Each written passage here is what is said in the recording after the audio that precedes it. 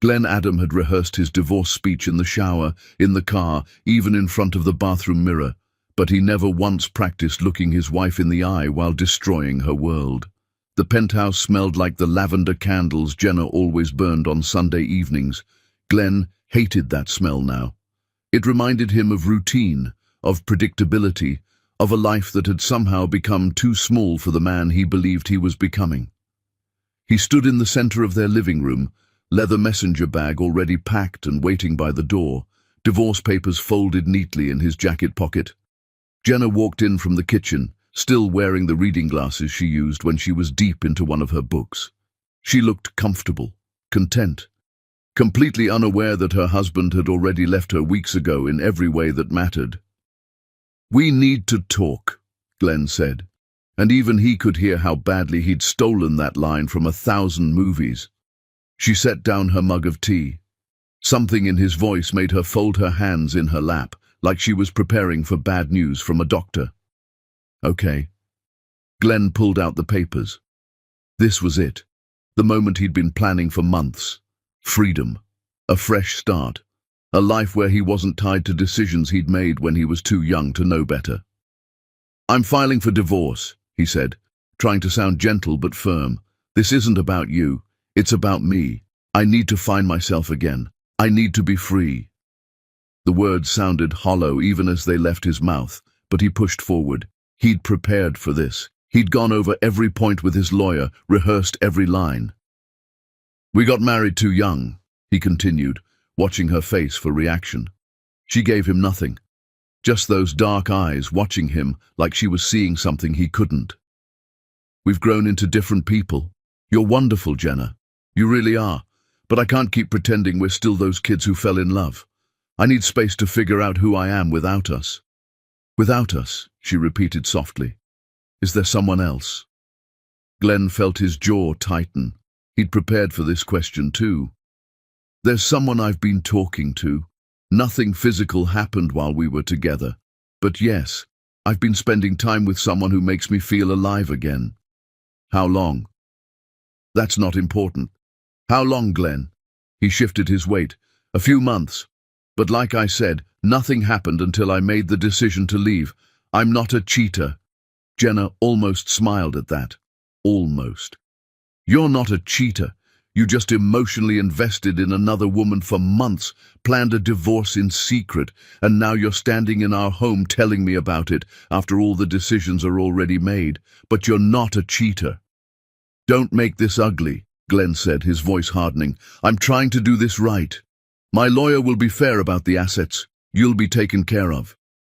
"Your lawyer will be fair," she said, still in that same quiet voice. "How generous." "Jenna, please. We can both walk away from this with dignity if you don't fight me." She stood up slowly, walked to the window, looked out at the city lights spread below them like scattered diamonds. Glenn watched her shoulders, waiting for them to shake with crying. They didn't. "Who is she?" Jenna asked. "Her name is Britt. She's young and exciting, and she makes me feel like anything is possible. She doesn't look at me like I'm a paycheck or a status symbol. She sees me." "She's young," Jenna repeated. "How young?" Glenn's silence was answer enough. Jenna turned around, and he was surprised to see no tears on her face. Just something harder, something that looked almost like disappointment mixed with pity. "You practiced this speech," she said. "You stood in front of a mirror somewhere and practiced breaking my heart like it was a business presentation. That's not fair." "No, Glenn. What's not fair is that you made me believe we were building something together while you were already shopping for the exit. What's not fair is that you're calling this freedom when what you really mean is you found someone with tighter skin and lower expectations." "You're being cruel." "I'm being honest. Something you stopped doing months ago." She walked past him toward their bedroom. "Leave the papers on the table. I'll have my lawyer contact yours." Glenn felt something like relief mixed with unexpected irritation. She wasn't supposed to be this calm. "That's it? No screaming? No begging me to stay?" Jenna stopped in the doorway and looked back at him. really looked at him for the first time since he'd started talking. "You want me to beg? Is that what would make you feel better about this?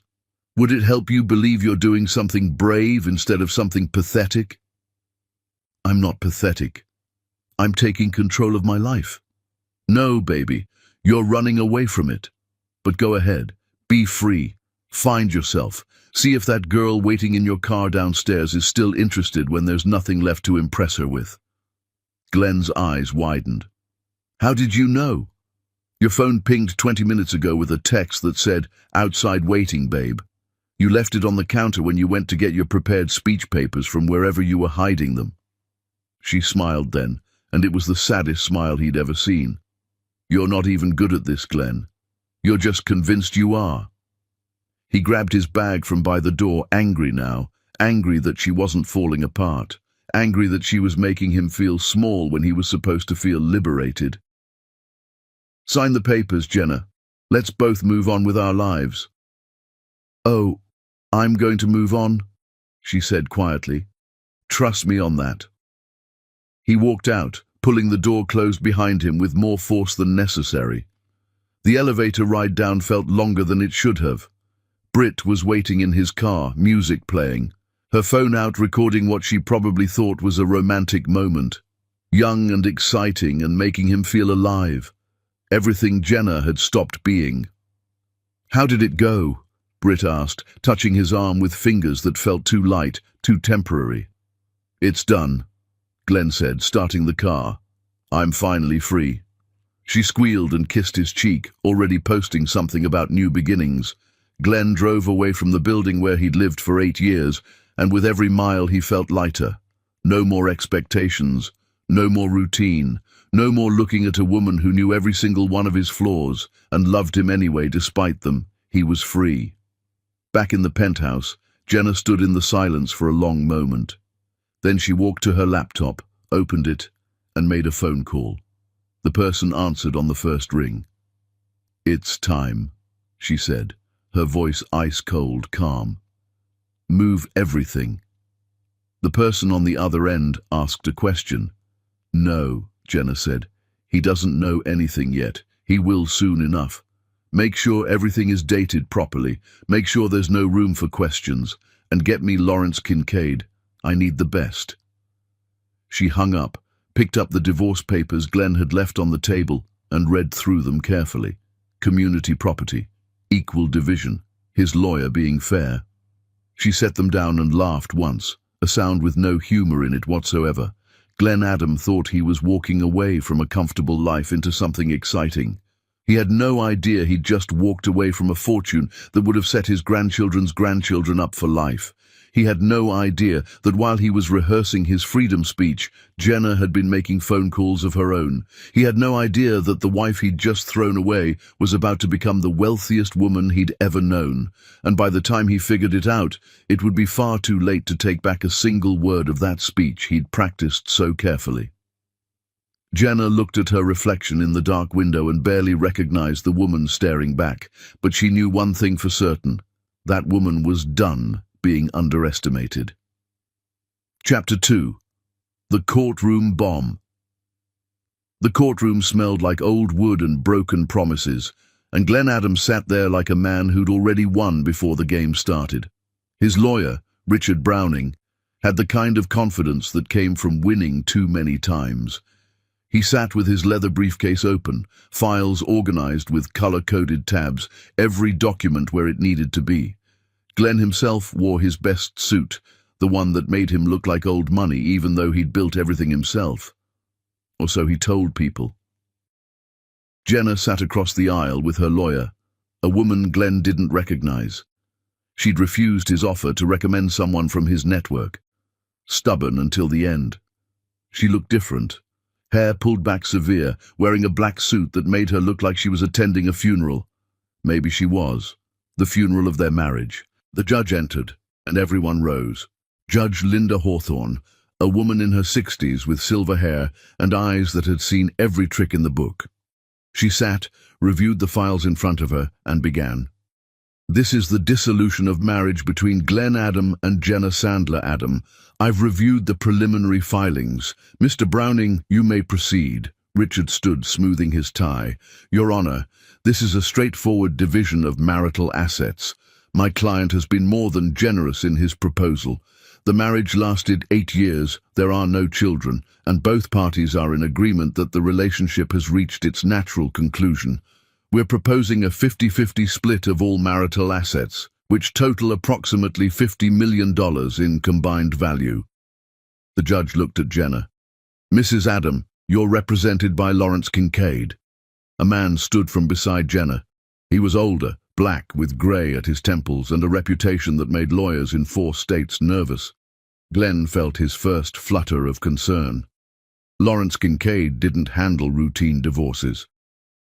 I am, Your Honor, Lawrence said, his voice deep and measured. Mr. Kincaid, does your client contest the asset division? We do not contest Mr. Adams' accounting of his assets, Your Honor. However, we do need to address a significant omission in the financial disclosures. Richard frowned. There are no omissions. We've been completely transparent. Mr. Browning is correct about his client's transparency regarding Mr. Adams' assets, Lawrence said. However, he seems to have forgotten to ask about Mrs. Adams' assets. The judge raised an eyebrow. Mrs. Adam has separate assets to declare. She does, Your Honor, substantial ones. Glenn leaned forward. What was this? Jenna had nothing. She'd been working part-time at a non-profit, had a small savings account, maybe some retirement funds. Nothing that would require Lawrence Kincaid. Lawrence pulled out a folder and approached the bench. Your Honor, I'm submitting documentation regarding an inheritance that became official several weeks ago. Mrs. Adams' grandmother, Margaret Sandler, passed away approximately 3 months ago. Due to complications in probate and challenges from other family members, the will was only recently executed and assets transferred. The judge took the documents, reading carefully. Her expression changed. This shows Mrs. Adam inherited the entirety of her grandmother's estate. Yes, Your Honor. Margaret Sandler was the founder of Sandler Properties Group, one of the largest private real estate holdings in the country. The estate's value has been independently assessed at $2.1 billion. The courtroom went absolutely silent. Glenn felt the blood drain from his face. His ears started ringing. Richard turned to look at him, eyes wide. Did you know about this? No, Glenn whispered. She never said anything. Her grandmother, they didn't even talk. They were estranged for years. The judge set down the documents. Mr. Browning, this changes the financial landscape considerably. Mrs. Adams' inheritance technically occurred during the marriage. Richard stood, his confidence evaporating. Your Honor, we need to request a recess. We need time to review this information and consult with our client. How much time do you need? At least a week, Your Honor. Judge Hawthorne looked at Lawrence. Mr. Kincaid, do you object to a continuance? We do not, Your Honor. My client is in no rush. We simply wanted the court to be aware of all assets in play before any agreements were finalized. Very well. We'll reconvene in 1 week. Both parties are to submit complete financial disclosures, including all inherited assets, their dates of transfer, and current valuations. Mr. Adam, I strongly suggest you have a conversation with your attorney about community property laws. She banged her gavel. We're adjourned. Glenn couldn't move, couldn't think. $2 billion. Jenna, his Jenna who he'd left with divorce papers and a speech about freedom. Richard grabbed his arm. We need to talk, now.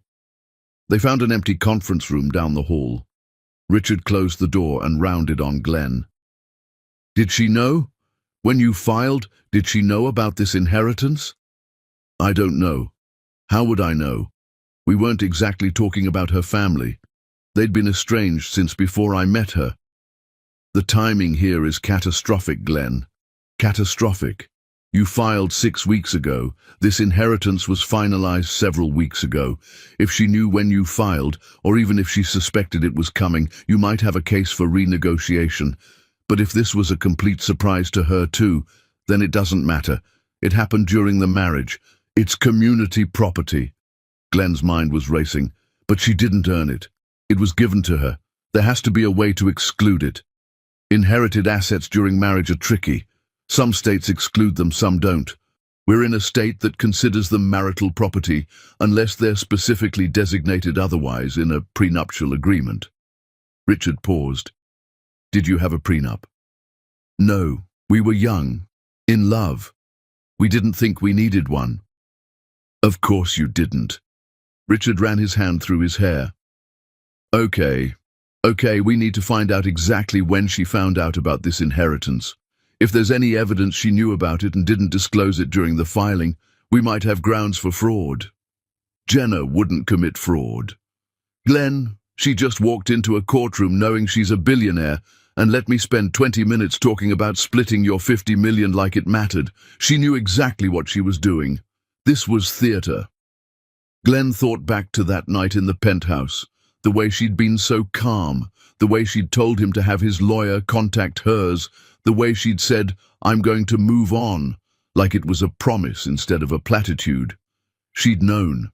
She'd stood there and let him give his whole speech about freedom and finding himself, and she'd known the entire time that she was about to become a billionaire. "I need to talk to her," Glenn said. "Absolutely not. You don't talk to her without me present. You don't text her, you don't call her, you don't go anywhere near her. Do you understand me? Any communication could be used against us." Against us? Richard, she's my wife. She's your soon-to-be ex-wife who's worth $2 billion that you just filed to divorce.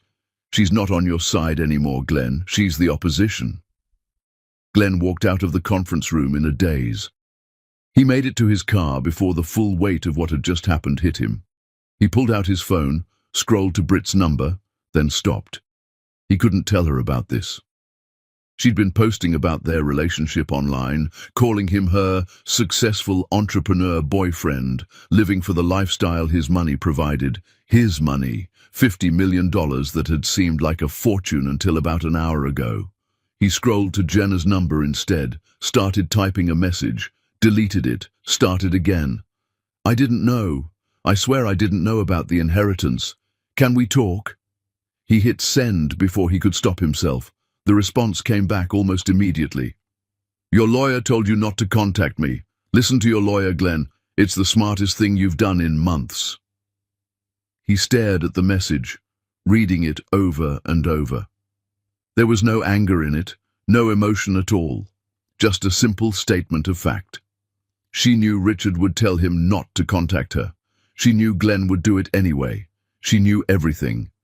And Glenn realized with a clarity that felt like ice water in his veins that he'd just made the biggest mistake of his life. He'd rehearsed walking away from Jenna Sandler. He'd practiced leaving her behind. He'd convinced himself he was trading up, moving forward, becoming the man he was always meant to be. Instead, he'd walked out on $2 billion and the only woman who'd ever loved him when he had nothing. His phone buzzed. Another message from Jenna.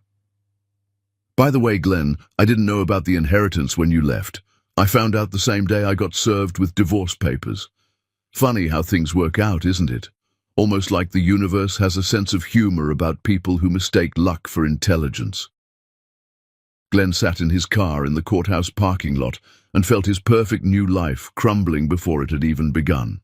Chapter 3. The Mother-in-Law's Real Face. Barbara Adam had never learned how to knock like she was asking permission. She knocked like she was announcing her arrival to people who should have been waiting for her. Jenna heard the pounding on her hotel suite door and checked her watch. Almost midnight.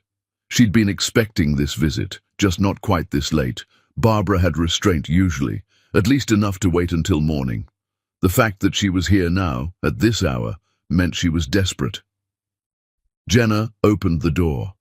Barbara stood in the hallway wearing a Chanel suit that probably cost more than most people's monthly rent, but her makeup was smudged around her eyes and her hair looked like she'd been running her hands through it. She pushed past Jenna into the suite without being invited.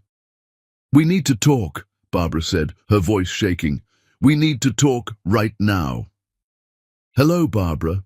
Please come in," Jenna said dryly, closing the door. Barbara spun around. Don't you dare act casual about this. Do you have any idea what you've done? Do you have any idea what this is going to do to Glenn? What I've done? Jenna moved to the minibar, poured herself a glass of water. She didn't offer Barbara anything. I inherited money from my grandmother. That's what I've done. What did you think I'd done? You've destroyed my son's life. That's what you've done. He's humiliated. His business partners are pulling back. His friends are laughing at him behind his back. The press is calling him the man who divorced a billionaire for an Instagram girl. Maybe he should have thought about that before he filed the papers. Barbara's carefully constructed composure cracked. Tears started running down her face, cutting through foundation and powder. She sank onto the couch like her legs wouldn't hold her anymore. Please, please, Jenna. Whatever has happened between you and Glenn, think about the family. Think about everything we've built together. We didn't build anything together, Barbara. You tolerated me because Glenn wanted me. That's not the same thing. That's not true. I've welcomed you into our family. I've treated you like a daughter. Jenna sat down across from her, studied the older woman's face. Did you, though? Did you really? Of course I did. Yes, there were adjustments at first. Any mother has concerns when her son marries young. But I accepted you. I made peace with his choice. You made peace with his choice, Jenna repeated.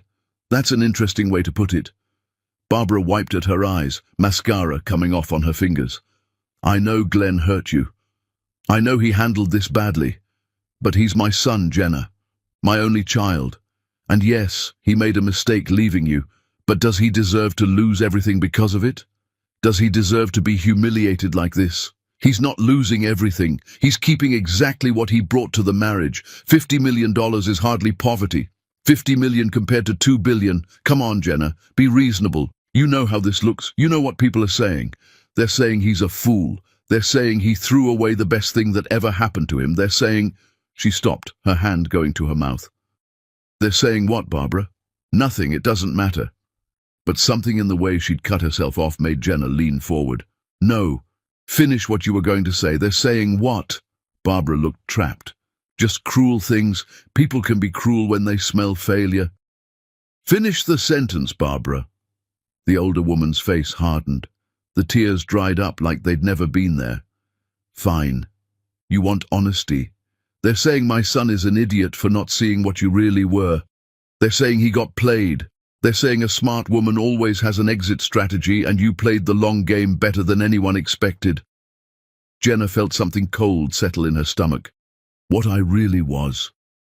That came out wrong. I didn't mean... Yes, you did. Say what you really mean, Barbara. Stop hiding behind manners and expensive suits and tell me what you actually think.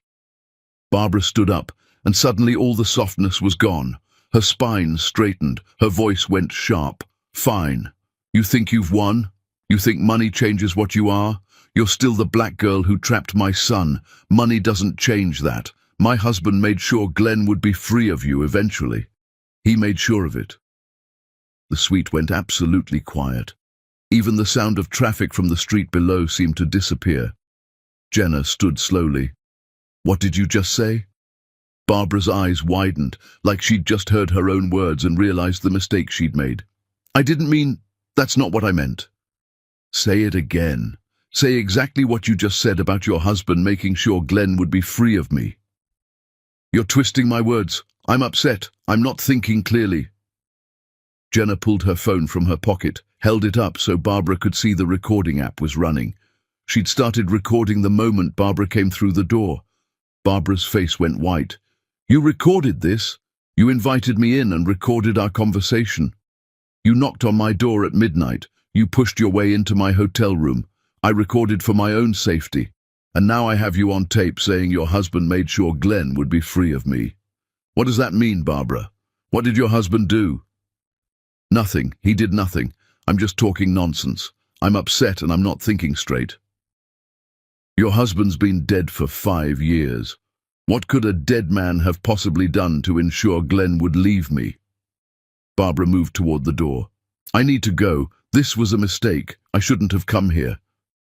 If you walk out that door right now, I'm sending this recording to my lawyer first thing in the morning. And trust me, Barbara, Lawrence Kincaid will know exactly what questions to ask. Barbara stopped with her hand on the doorknob. Her shoulders sagged. When she turned around, all the fight had gone out of her. You don't understand. You can't understand. Then explain it to me. Barbara walked back to the couch, but she didn't sit. She stood behind it like she needed the furniture between them as protection. My husband was a good man. He provided for his family. He built something from nothing. He had strong opinions about how things should be.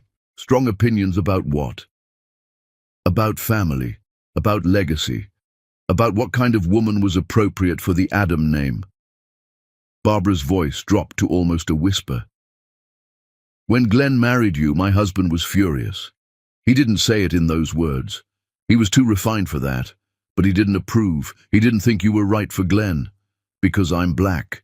Because you came from nothing. No family connections, no money, no social standing. That's what he said it was about. But yes, Jenna. Yes, he didn't like that you were black. There. Are you happy? That's the truth you wanted to hear. Jenna felt like she'd been punched in the chest, but she kept her voice steady. And what did he do about it? He set up a trust fund for Glenn, a substantial one. But Glenn could only access it under specific circumstances. One of those circumstances was if he divorced you. The hotel suite seemed to tilt sideways. Jenna grabbed the back of a chair to steady herself. Glenn knew about this trust. I don't know when he found out. My husband died 5 years ago. The trust was set up 7 years ago, right after you got married. Glenn might not have known about it until recently. His father's estate lawyer would have contacted him when certain conditions were met. How much is in this trust? Barbara looked at the floor. $20 million. Glenn left me for $20 million and your husband's racist approval. That's not fair. You don't know when Glenn found out. He might have been planning to leave anyway. The trust might have had nothing to do with it. Jenna walked to the door, opened it.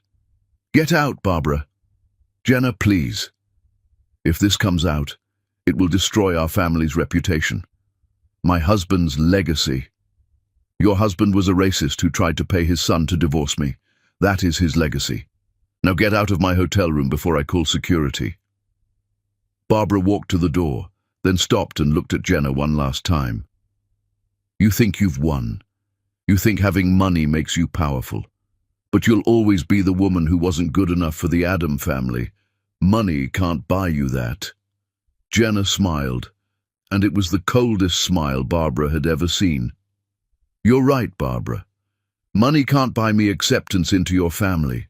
Lucky for me, I don't want it anymore. But you know what money can buy. The best lawyers in the country, private investigators, people who can find out every secret your family has ever kept. And starting tomorrow morning, that's exactly what I'm going to do. You're threatening me? I'm informing you. There's a difference. Now get out. Barbara left, and Jenna closed the door behind her. She stood there for a long moment, then walked to her laptop and sent the recording to Lawrence Kincaid with a message. We need to talk first thing in the morning. It's bigger than we thought.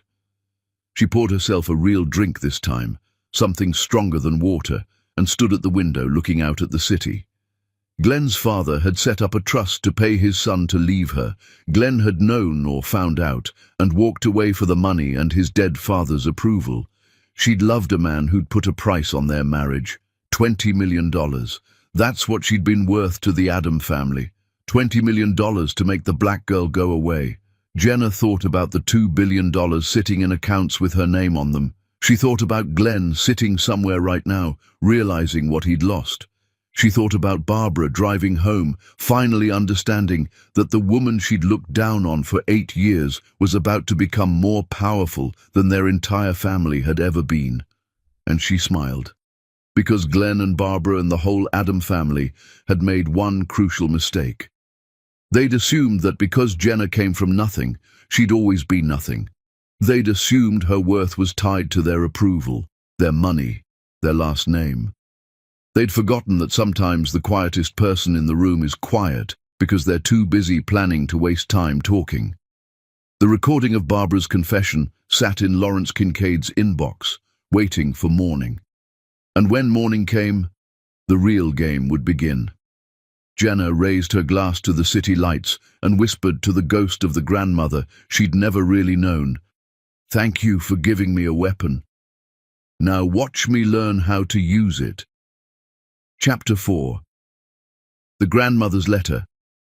Lawrence Kincaid's office looked like a place where important decisions got made and weak arguments went to die.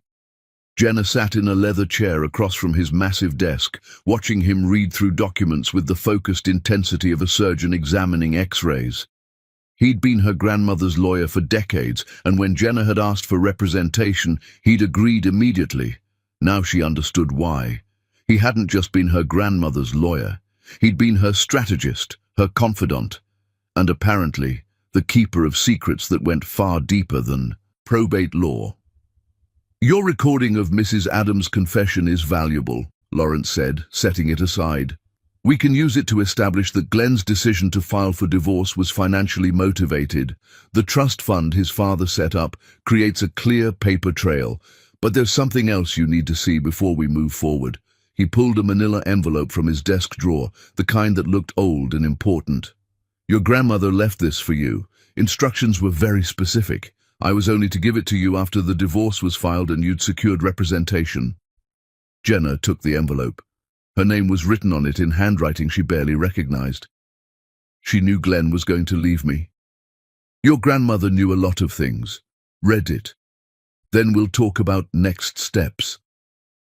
Jenna opened the envelope. Inside was a letter, 6 pages, written in the same careful handwriting.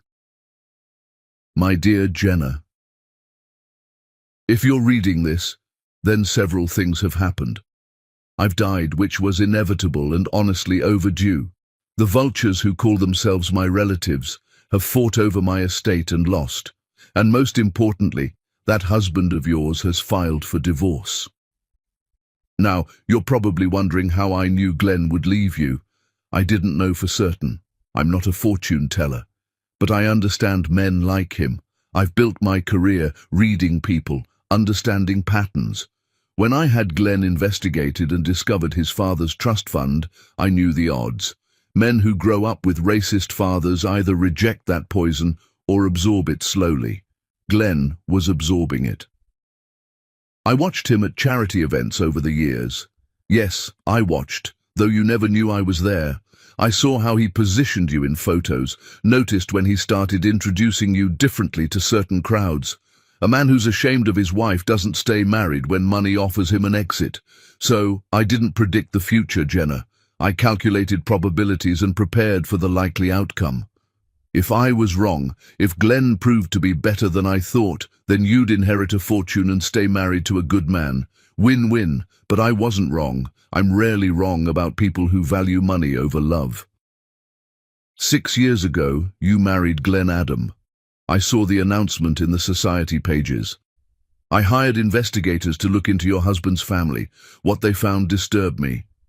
Glenn's father, Richard Adam Sr., was a man who hid his prejudices behind philanthropy and social graces. When Glenn married you, Richard was furious. Not publicly, never publicly, but he was a man who believed in bloodlines and racial purity and all the other garbage that weak men use to feel superior.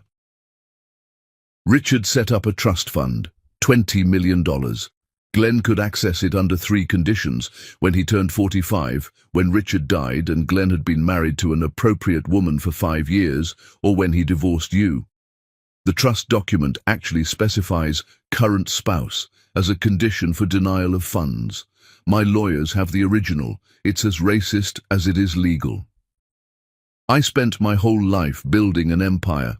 I let pride and stubbornness cost me my daughter and my relationship with you. I can't fix that, but I can give you the tools to make sure no one ever underestimates you again. Use this inheritance wisely, Jenna, not just to be rich. Any fool can be rich. Use it to be powerful. Use it to show Glenn exactly what he lost when he decided you weren't good enough for their name. Make them pay because you deserve justice.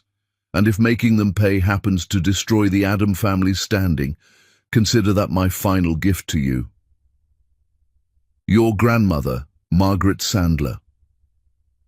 P.S. Lawrence has additional files I've compiled on Glenn's family. Use them however you see fit. Jenna read the letter 3 times. Her hands were shaking by the end. Lawrence sat quietly, letting her process. She didn't know for certain, Jenna finally said. She was reading patterns, making educated guesses based on human behavior. Your grandmother understood that people are predictable when money is involved. She didn't need a crystal ball. She just needed to understand what motivated Glenn's family. This isn't love. This is strategy. With your grandmother, the two were often intertwined. Lawrence pulled out another folder. She wasn't wrong about the files. I have documentation on Glenn's family going back 3 generations. Every business dealing, every questionable decision, every secret they've tried to bury. Your grandmother was thorough. Jenna stared at the folder. Why are you giving me this? You were her lawyer. Aren't there ethics rules about this kind of thing? I was her personal attorney, not her therapist. She compiled this information legally through investigators and public records. It's yours now, part of the estate. What you do with it is up to you. He paused. Though I will say, your grandmother's instincts about people were rarely wrong. If she calculated that Glenn would choose money over you, there was good reason she was so certain. Jenna thought about the letter, about her grandmother watching her marriage from a distance for years, gathering evidence, building a case, preparing for a moment she believed would come. It was cold. It was calculating. It was probably the closest thing to love Margaret Sandler knew how to give. Glenn's trust fund, Jenna said. Can we prove he knew about it before he filed? We can prove the estate lawyer contacted him 8 months ago to inform him of the conditions. We can prove he met with that lawyer multiple times. We can't prove definitively that's why he filed for divorce, but the timeline is damning. 8 months! He's been planning this for 8 months. Jenna felt something crack open inside her chest, something that had been holding on to hope that maybe Glenn had made an impulsive mistake. He looked me in the eye for 8 months, knowing he was going to leave. Men like Glenn compartmentalize well. They tell themselves stories where they're the hero. He probably convinced himself he was doing you a favor, setting you free to find someone who really loved you. Men like him are excellent at justifying their worst impulses.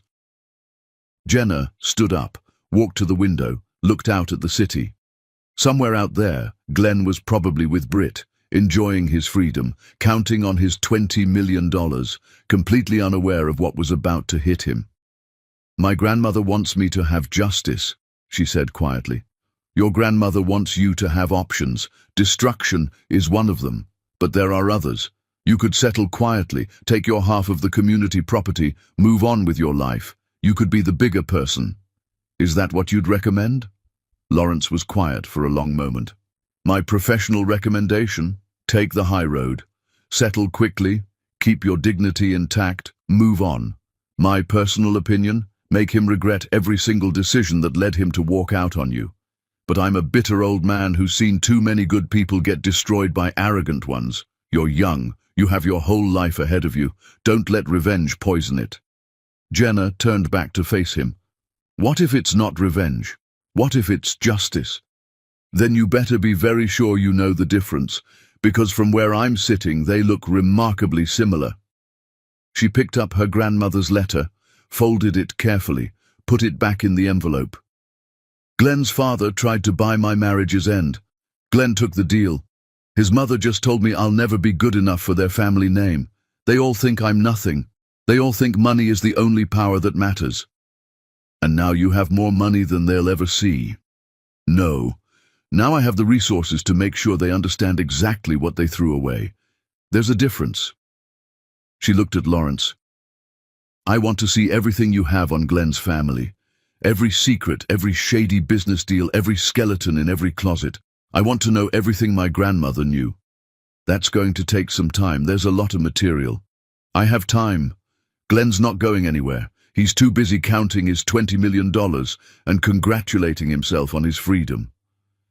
She smiled, and it was her grandmother's smile, the one that had terrified business rivals for decades. Let him celebrate. Let him think he got away with something, because when I'm done, He's going to realize that the worst thing he ever did wasn't leaving me. It was underestimating me. Lawrence pulled out a keycard, slid it across his desk. Your grandmother maintained an office in this building, separate from her corporate headquarters. She used it for sensitive research and private meetings. It's yours now. Everything you need is in there. Computer access, file cabinets, a safe with additional documents. The password to the computer is your birthday. Jenna took the keycard. She really did think of everything. Your grandmother didn't believe in improvisation. She believed in preparation. She spent years preparing you for this moment, even though you didn't know it. She just didn't live long enough to see it happen. Do you think she would have been proud if she could see this? Lawrence stood, walked around his desk, and for the first time since she'd met him, his expression softened. Your grandmother spent her whole life building walls and pushing people away because she was too stubborn to admit when she was wrong. But in the end, she tried to give you the one thing she never had. A chance to fight back when powerful people tried to make you small. Yes, Jenna. I think she'd be very proud. Jenna left Lawrence's office with the keycard, the letter and a folder full of secrets that could dismantle a family's carefully constructed reputation. She took the elevator up 3 floors to her grandmother's private office, used the keycard, stepped inside. The office was smaller than she expected, more personal. There were photos on the wall, her grandmother receiving awards, cutting ribbons, standing in front of buildings she'd built. And in the corner, one photo that made Jenna's breath catch. Her mother, young and beautiful, standing next to Margaret Sandler in front of a house. Both of them were smiling. Jenna picked up the photo, studied her mother's face. She'd been gone for so long that Jenna sometimes forgot what she looked like. But here she was, preserved in this private office, proof that even the coldest woman in business never completely let go of her daughter. She set the photo down, booted up the computer, entered her birthday. The screen opened to folders, dozens of them, each labeled with names she recognized.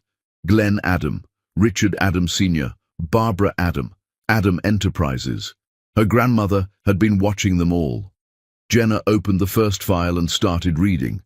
Glenn's business practices, his partnerships, his deals, the corners he'd cut, the people he'd screwed over, the lawsuits settled quietly out of court.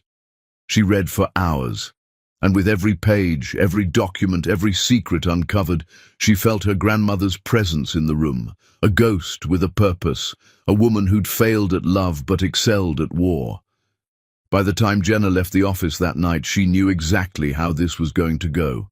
Glenn wanted his freedom and his father's money. He was going to get both, but he was also going to learn that some women don't just break when you leave them, some women break you back. And Glenn Adam was about to find out exactly which kind of woman he'd married. Chapter 5. The Girlfriend's Truth. Britt showed up at Jenna's hotel exactly when she'd said she would, which was the first surprise. Jenna had received the text that morning. I need to talk to you, please. It's important. The number wasn't saved, but Jenna knew who it was. Glenn's girlfriend. The girl who'd been waiting in the car the night he'd delivered his freedom speech. Now Britt sat on Jenna's couch, and nothing about her matched expectations. No designer clothes, no perfect makeup, no phone out. She wore jeans and a simple black sweater. She looked tired, serious, terrified. Thank you for seeing me, Britt said, her voice shaking. I wasn't sure you would. I'm not sure why I did, Jenna replied, staying standing. What do you want? Britt pulled out a folder, the movement careful. I need to show you something, but first, you need to know I'm not what Glenn thinks I am. You're his girlfriend, young, exciting, making him feel alive. No, I'm not his girlfriend, I never was. Jenna went very still. Explain that. My name is Brittany Chen. I'm a paralegal. 6 months ago, a man named David Russo hired us. He used to be Glenn's business partner. Glenn forced him out 3 years ago, used legal loopholes to claim full ownership. David lost everything. He tried to sue, but Glenn had better lawyers. And this connects to you how? David wanted evidence of fraud, but Glenn's too careful, so David hired our firm to get close another way, through me. I was supposed to be young and dumb and exactly what Glenn thinks he deserves. It worked. He ate it up. Jenna felt something cold spreading through her chest. You're telling me your entire relationship is an investigation? And I found everything. Britt handed over the folder. Glenn's been embezzling from his own company, hiding assets offshore, setting up shell corporations. He's been committing fraud for years, and I documented all of it. Jenna opened the folder. Bank statements, email threads, documents with dates that didn't match. This was everything, enough to send Glenn to prison. Why show me this? Jenna asked. Your client is David Russo. He has copies.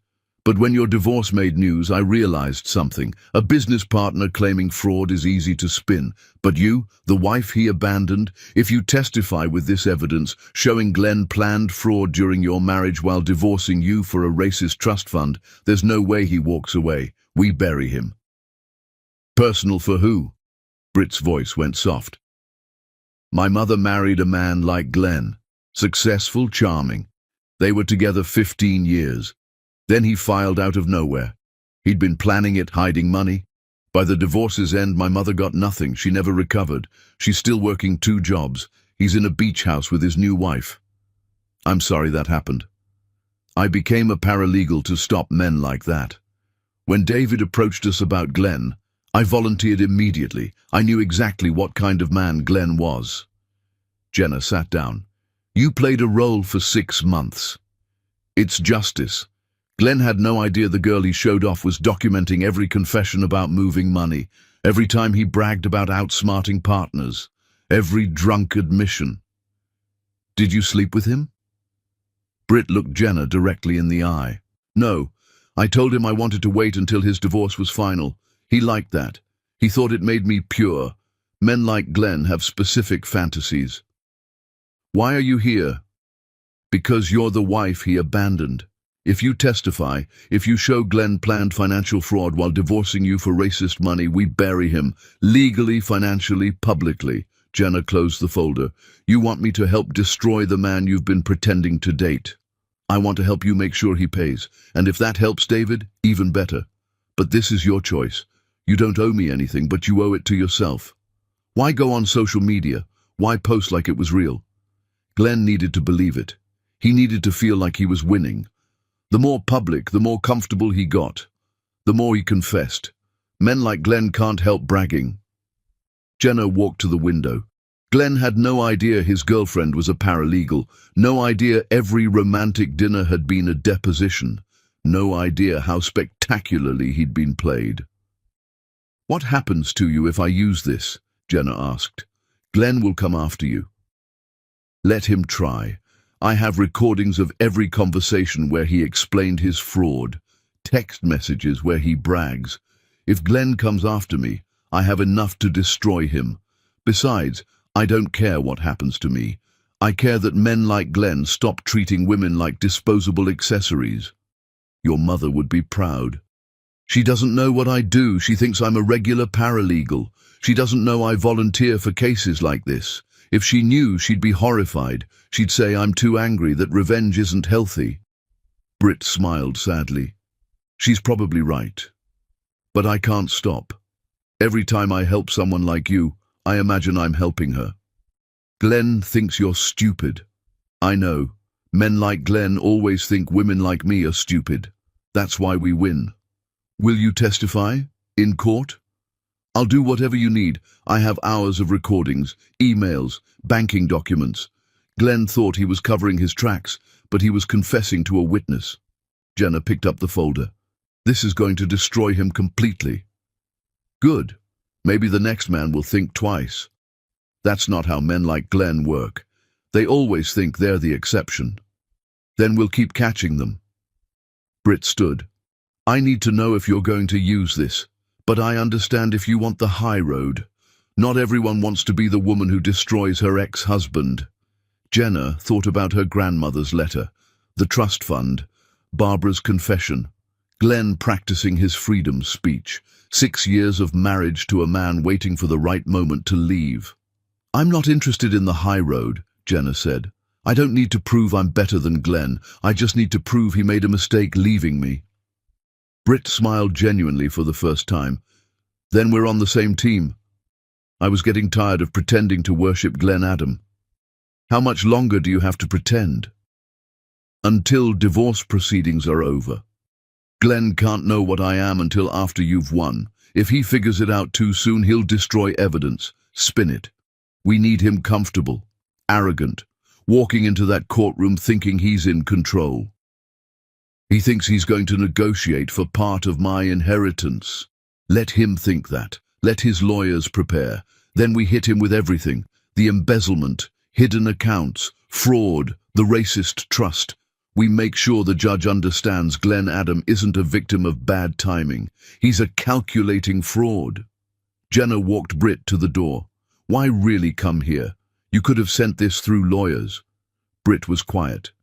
Because you deserve to hear it from me. You deserve to know the girl your husband thought he was escaping to was the trap. And because I know what it feels like to watch someone you love choose someone else, even if it's fake. I know you've seen pictures of Glenn and me. I know that hurt. I wanted you to know it was never real. Not for 1 second. It was real for him, though. Yes? And that's going to make it worse when he finds out. After Britt left, Jenna sat alone, the evidence folder on the coffee table. Glenn had been planning to leave for months, and the whole time he'd been digging his own grave, confessing to a woman he thought was too young to understand. Jenna called Lawrence Kincaid. I have everything we need, she said, and it's so much worse than we thought. How bad? Prison bad. Complete destruction bad. Lawrence was quiet. Are you sure? Once we start, there's no going back. Glenn won't just lose money, he'll lose everything.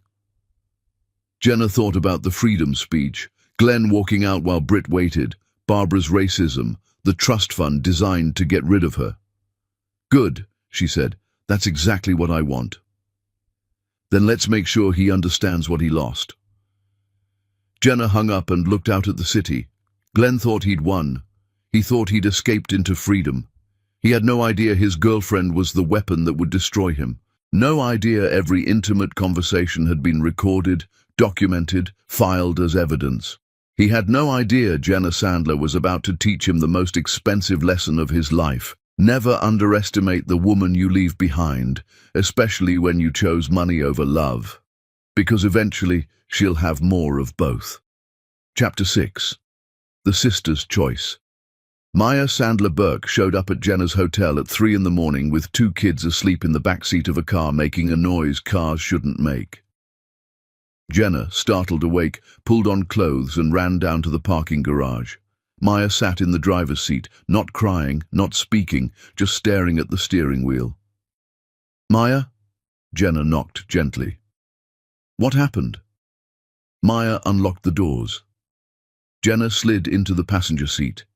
In the back, a boy and a girl, maybe 6 and 8, slept with the abandoned piece of children who'd learned to sleep through their parents' wars. Kevin left, Maya said, her voice flat. He's been cheating for 6 months. He wants a divorce. He cleaned out our bank account. I don't have anywhere to go. Jenna felt her heart crack. How long have you been driving? I don't know. A while. I didn't know where else to go. Maya finally turned to look at Jenna and her eyes were empty. I know we haven't been close. I know I wasn't there when Glenn left. I just didn't know where else to go. You came to the right place. Come on, let's get the kids upstairs. They carried the sleeping children to Jenna's suite, put them in the bedroom. Maya stood in the living room like she didn't know what to do with her hands, her body, the fact that her life had just fallen apart. Sit down, Jenna said gently. I'm making tea. I don't want tea. I want my life back. You're not an idiot. You're a person whose husband lied. Maya finally sat, and once she started talking, everything came out. Kevin had been distant for months. She'd thought it was work stress. Turns out it was his secretary. He'd been moving money out of their joint account, planning this exit while she took care of his kids, cooked his meals, believed they were building something. I have nothing, Maya said. No savings, no job, nowhere to live. You have me, Jenna said quietly, and I have enough money to make sure you and those kids never worry about Kevin again. Maya looked up, tears finally filling her eyes. I can't take your money. You're not taking it. I'm giving it. Jenna pulled out her phone. By tomorrow afternoon, you'll have a house, good school district, safe neighborhood, in your name, so Kevin can't touch it. And I'm transferring enough for expenses until you figure out next steps. Jenna, no. That's too much. Maya, I just inherited $2 billion. Let me help you. Maya started crying then, the kind that comes from months of holding everything together. Jenna held her while she sobbed and felt her own anger at Glenn grow sharper. This is what men like Glenn and Kevin did. They planned exits, they secured futures, and they left women scrambling to survive. They stayed up all night talking. Maya told stories about Kevin that sounded exactly like Glenn's playbook. The emotional withdrawal, making her feel like she was imagining problems, accusing her of paranoia when she asked about money. They're all the same, Maya said as the sun rose. Different faces, same strategy. Glenn's about to learn that leaving doesn't mean winning, Jenna said, then told her sister everything. The inheritance, the trust fund, Barbara's confession, Britt's investigation. Maya listened with growing amazement. You're going to destroy him, Maya said. I'm going to make sure he understands what he threw away. The kids woke around 7. Jenna ordered breakfast, let them watch cartoons, made calls for the house and transfers. Maya cried when she saw the numbers, but this time it was relief mixed with disbelief. I'll pay you back, Maya said. I don't want you to pay me back. I want you to build a life where you never need anyone's permission to be safe. 2 days later, Maya and the kids were settled in a 3-bedroom house. Jenna had hired a lawyer for Maya's divorce, paid the retainer, made sure Kevin would get nothing he wasn't entitled to. Jenna was at her grandmother's office when her phone rang. Unknown number. Jenna? Maya sounded tense. Something just happened. Someone just left. Glenn's lawyer. Jenna went still. Richard Browning came to your house? Yes. He knew where I was. He said he was concerned about your mental state. Said sudden wealth causes psychological problems. Asked if I'd noticed changes in your behavior. What did you tell him? I said you were fine and he should leave. But he kept pushing. Said Glenn's family is worried. Said they want to make sure you're advised properly.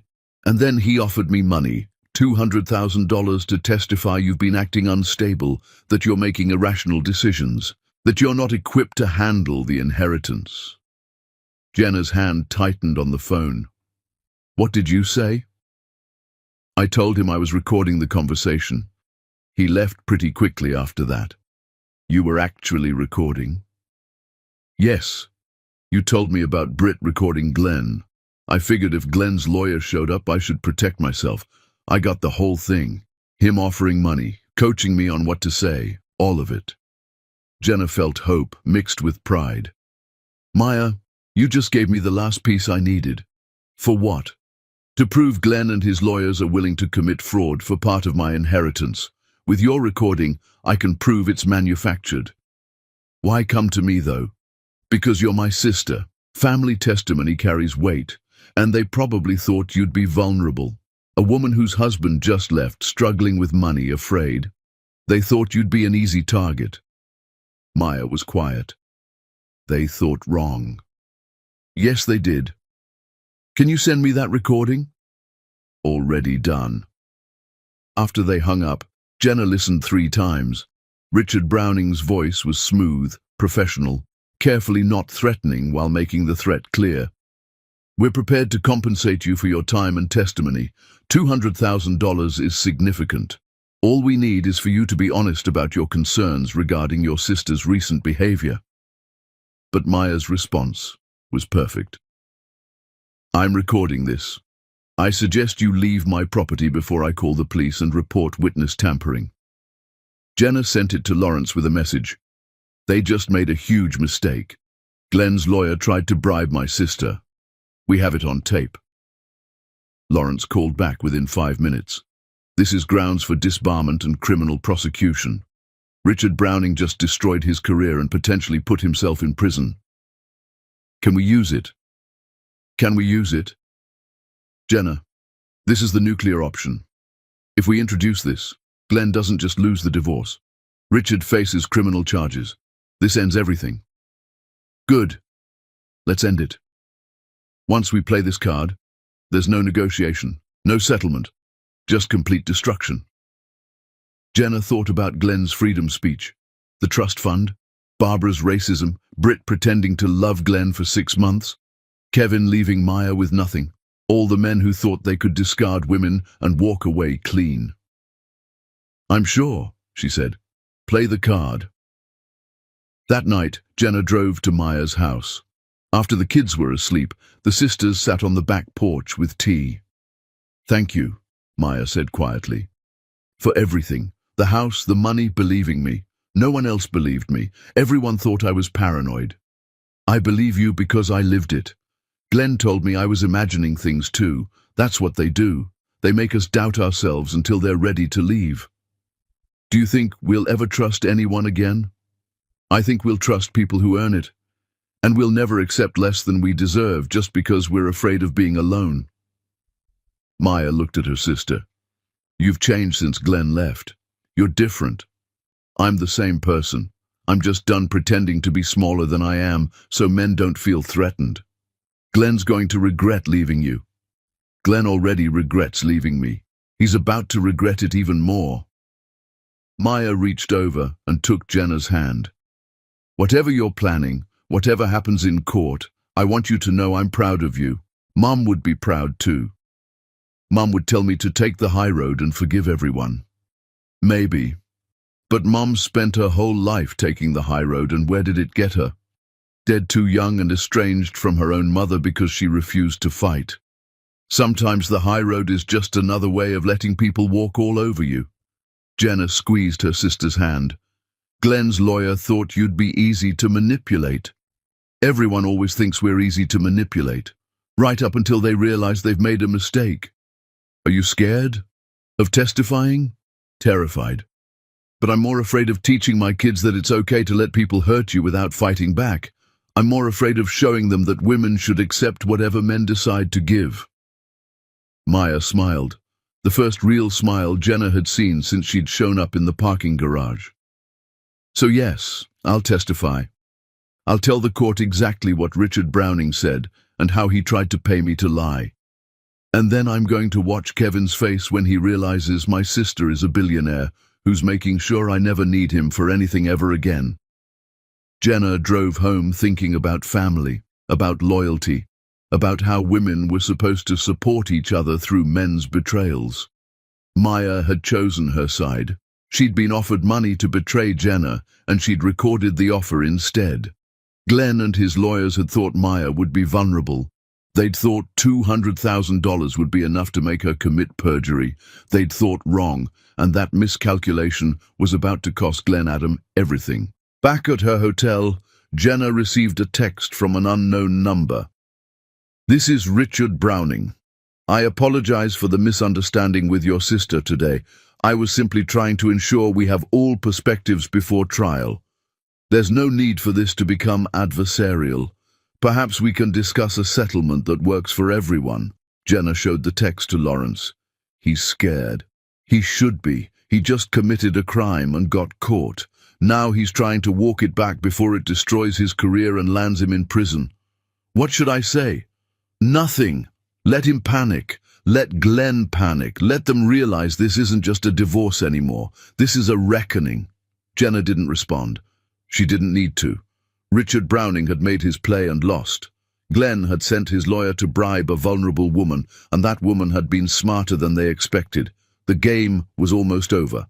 Glenn just didn't know it yet. But he would. Soon enough, he would understand that the woman he'd walked away from wasn't broken by his departure. She'd been freed by it, freed to become something he'd never imagined she could be.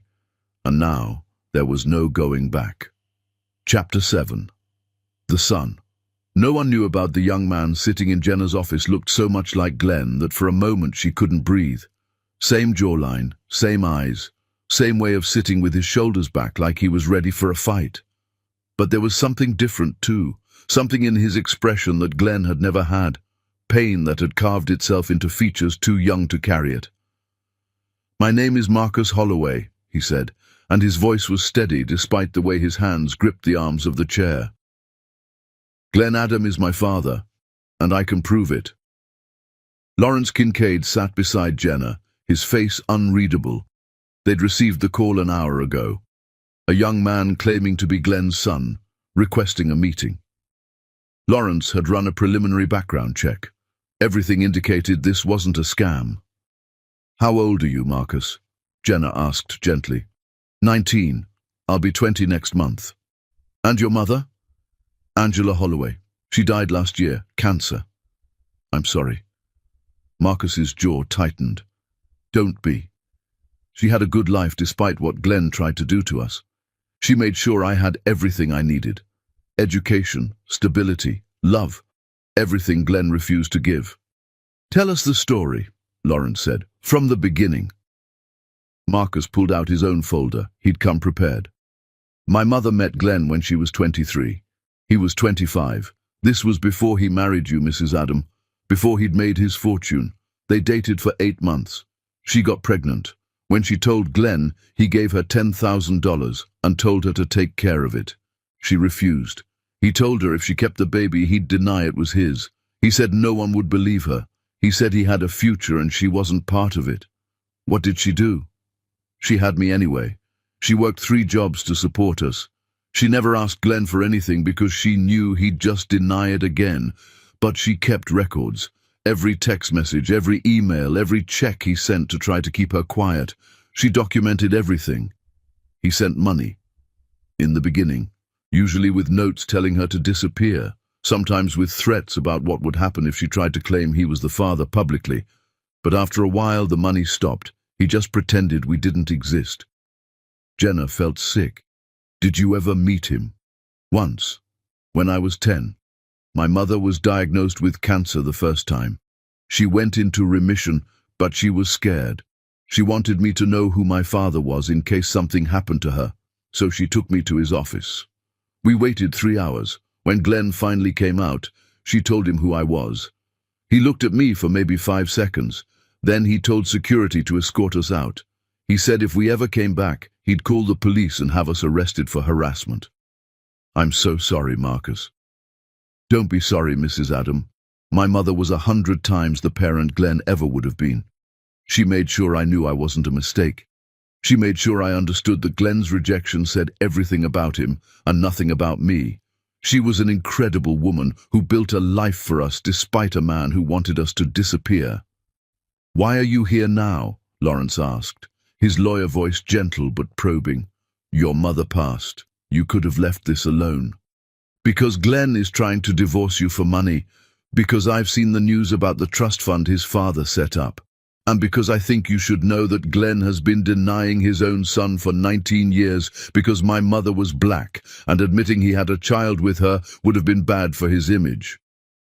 The room went silent. "Glenn's father's trust fund had specific conditions," Marcus continued. "One of them was that Glenn had to be married to an appropriate woman for 5 years to access it. I did some research. Richard Adams Sr. defined appropriate very specifically in his estate documents. White, from a good family, socially acceptable. My mother was none of those things, and neither are you, Mrs. Adam. You've done your homework. My mother was a paralegal before she got sick. She taught me to document everything. She taught me that powerful people get away with things because no one challenges them with evidence. So I have evidence. DNA test results proving Glenn is my father. Bank records of the hush money he sent. Emails where he tells my mother he'll destroy her reputation if she ever tries to claim I'm his. Text messages where he calls me a bastard who should have never been born. All of it." "Why bring this to me?" Marcus met her eyes, and Jenna saw something that looked like righteous anger mixed with grief. "Because Glenn threw you away the same way he threw my mother away. Because he's sitting in some lawyer's office right now trying to get a piece of your inheritance while he's got a 19-year-old son he's never acknowledged. And because I want him to look at me in court and realize that every person he's discarded to protect his precious reputation is coming back to testify about exactly who Glenn Adam really is." Lawrence leaned forward.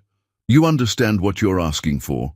If you testify, your whole life becomes public. Everyone will know Glenn is your father. Everyone will know he denied you. There's no privacy after this. Good.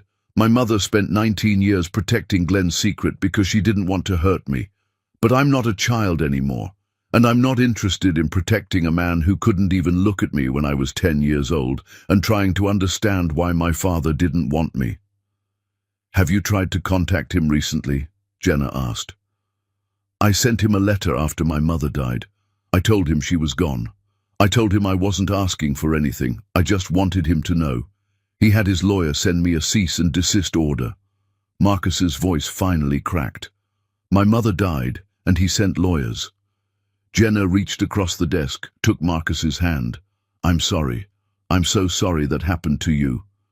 Are you going to use what I'm offering? Are you going to make him pay? Yes, Jenna said without hesitation, but not because I want revenge, because you deserve to be acknowledged. You deserve for Glenn to stand in front of a judge and admit that you exist, that you're his son, that he abandoned you because acknowledging you would have cost him money and status. Marcus nodded, wiping at his eyes with his free hand. My mother used to say that the truth always comes out eventually, that people like Glenn can run from consequences for a while, but eventually everything catches up. I want to be there when it catches up to Glenn. I want him to see my face and remember what he did. Lawrence started taking notes. We'll need all your documentation. The DNA test will need to be verified by an independent lab. Your testimony will need to be prepared carefully. Glenn's lawyers will try to discredit you, claim your mother was lying, claim you're after money. Let them try. I have my mother's entire file, every piece of evidence she collected for 19 years. She might have protected his secret while she was alive, but she made sure I had the proof to destroy him if I ever needed to. They spent the next 2 hours going through Marcus's evidence. It was overwhelming. Angela Holloway had been meticulous. She'd kept every text message, every email, every bank deposit. She'd kept a journal documenting every time Marcus asked about his father and what she told him. She'd kept photos of Glenn from newspapers and magazines, dated and filed, showing his rise in business and society while she raised their son alone. Your mother was building a case, Lawrence said, amazement in his voice. She might never have planned to use it, but she was building an airtight legal case. She was a paralegal. She knew how evidence worked, and she wanted to make sure if anything ever happened to her, I'd have proof. She used to say, documentation is protection. She said powerful people rely on other people not having receipts. When Marcus finally left, promising to return with original documents for verification, Jenna sat in silence with Lawrence. Glenn has a son, she said quietly. A son he's been denying for 19 years. A black son. From a relationship that would have cost him his father's approval and his inheritance if it had been public. Glenn chose money and status over his own child. Do we tell him, before the trial, give him a chance to what? Apologize? Make it right? What do you want to do? Jenna thought about Marcus's face when he talked about his mother, about the 10-year-old boy who'd been escorted out of his father's office by security, about Angela Holloway working 3 jobs while Glenn was building his empire, about a woman who died without ever getting an acknowledgement from the man who'd fathered her child. No, she said, we don't tell him. He walks into that courtroom expecting a standard divorce proceeding, and then Marcus walks in, and Glenn has to face what he did in front of a judge, in front of lawyers, in front of everyone. He doesn't get to prepare. He doesn't get to spin it. He just has to sit there and face the son he threw away. That's brutal, Jenna. So is telling a 10-year-old boy that his father doesn't want him. So is sending a cease and desist letter when your son tells you his mother died. Glenn made his choices. Now he gets to live with them. That night, Jenna couldn't sleep. She kept thinking about Marcus, about a 19-year-old carrying the weight of his father's rejection, about Angela Holloway dying without ever getting justice, about Glenn walking through life pretending Marcus didn't exist while that boy grew up wondering why he wasn't good enough for his own father to love him. She got up, went to her grandmother's office, and looked at the photo of her mother and Margaret. Two women who'd been estranged because of pride and stubbornness. Two women who'd missed years they could have had together because neither one knew how to bend. But Margaret had tried to make it right in the end. She'd given Jenna weapons. She'd given her power. She'd given her a chance to fight back. Angela Holloway had done the same thing for Marcus. She'd spent 19 years collecting evidence, building a case, making sure her son would have the truth even after she was gone. Both women had died without seeing justice. But their children were still here. And their children were about to make sure Glenn Adam understood that discarding people has consequences. Jenna sent Marcus a text. "Your mother would be proud of you." His response came back immediately. "I hope so. She deserved better than what he gave her. They all do." They all do meant more than Angela Holloway. It meant Jenna. It meant Maya. It meant every woman Glenn and men like him had ever underestimated, discarded, or tried to erase. Tomorrow, they'd start preparing Marcus's testimony. They'd verify the DNA evidence. They'd build the case that would force Glenn to publicly acknowledge the son he'd spent 19 years denying. And Glenn, sitting somewhere with his lawyers, planning his strategy for getting a piece of Jenna's inheritance, had no idea that his biggest secret was about to walk into court and destroy everything he'd built on lies. Chapter 8. The Courtroom Resurrection. The courtroom was packed, which almost never happened for divorce proceedings. Word had gotten out somehow. Maybe Glenn's lawyers had leaked information, trying to build public sympathy. Maybe reporters had smelled blood in the water. Either way, the gallery was full of people who'd come to watch a billionaire's divorce turn into a spectacle. Glenn sat at his table looking confident. He'd lost weight. He'd changed his suit style. He was trying to look humbled, sympathetic, like a man who'd made an honest mistake and was trying to make it right. Richard Browning sat beside him, though he looked significantly less comfortable than Glenn did. The attempted bribery of Maya had shaken him, but he was still here, still fighting. Jenna sat at her table with Lawrence Kincaid and a team of 3 other lawyers. She wore a navy suit, her hair pulled back, looking calm and professional. Inside, her heart was racing. Judge Hawthorne entered, and everyone rose. She'd read the preliminary filings. She knew this wasn't going to be a standard proceeding. She sat, arranged her papers, and looked directly at Glenn. "Mr. Adam, I've reviewed the new evidence presented by Mrs. Adams' legal team. The allegations are serious. Before we proceed, I want to give you an opportunity to address them. Did you know about your father's trust fund when you filed for divorce?" Richard Browning stood. "Your Honor, my client—" "I asked Mr. Adam directly, Counselor. Mr. Adam, did you know?" Glenn stood slowly. He'd practiced this. Jenna could see it, the slight hesitation, the careful vulnerability in his expression. "Your Honor, I was informed of the trust fund's existence by my father's estate attorney, but the trust was one factor among many complex personal decisions. My marriage had been troubled for some time." "When were you informed of the trust fund's conditions?" "Several months before I filed for divorce." "How many months?" Glenn shifted his weight. "Approximately 8 months, Your Honor." "And in those 8 months you attended marriage counseling with your wife?" "No, Your Honor." "You discussed your concerns with your wife?" "Not explicitly."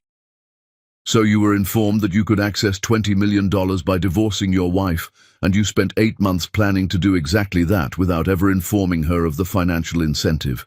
Is that accurate?" "Your Honor, it wasn't that simple." "It seems quite simple from where I'm sitting, Mr. Adam. But let's move on. Mrs. Adams' team has submitted additional evidence. Mr. Kincaid, you may present your first witness." Lawrence stood. "Your Honor, the petitioner calls Brittany Chen." Glenn's head snapped up. He looked at his lawyer in confusion. Richard Browning's face went pale. They hadn't expected this. Britt walked in wearing a professional suit, her hair down, looking nothing like the Instagram girlfriend Glenn had been showing off months ago. She was sworn in and took the stand. "Ms. Chen, can you please describe your relationship with Mr. Adam?" Lawrence asked. I was hired by attorney David Russo to investigate Mr. Adams' business practices. Mr. Adam believed I was his girlfriend. In reality, I was documenting evidence of fraud and embezzlement for a civil case. The courtroom erupted. Judge Hawthorne slammed her gavel. Glenn looked like he'd been punched in the stomach. His mind was reeling. Britt wasn't real. The girl he'd been showing off, the girl who'd made him feel young and successful, had been investigating him the entire time. Every conversation, every dinner, every moment he'd thought he was winning, all of it had been a trap. "You were never actually dating Mr. Adam?" Lawrence asked. "No, I was working undercover. Mr. Adam believed our relationship was romantic because that's what I allowed him to believe. In reality, I was recording our conversations and documenting his admissions of criminal activity." "Objection!" Richard jumped to his feet. "This testimony is prejudicial and irrelevant to divorce proceedings."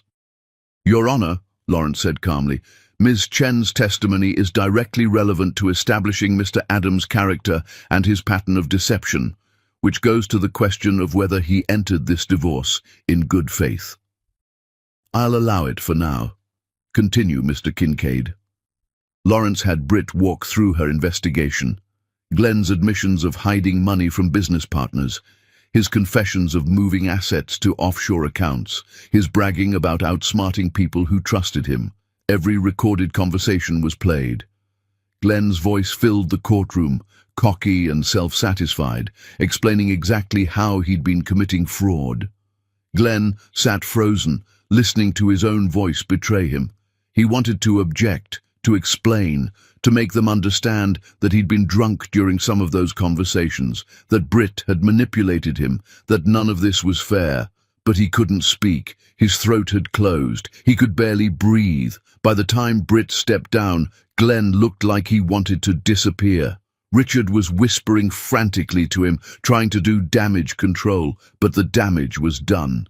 The court had heard Glenn in his own words admitting to crimes. "Your Honor," Lawrence said, "the petitioner calls Maya Sandler Burke." Maya walked in, and Jenna felt a surge of pride.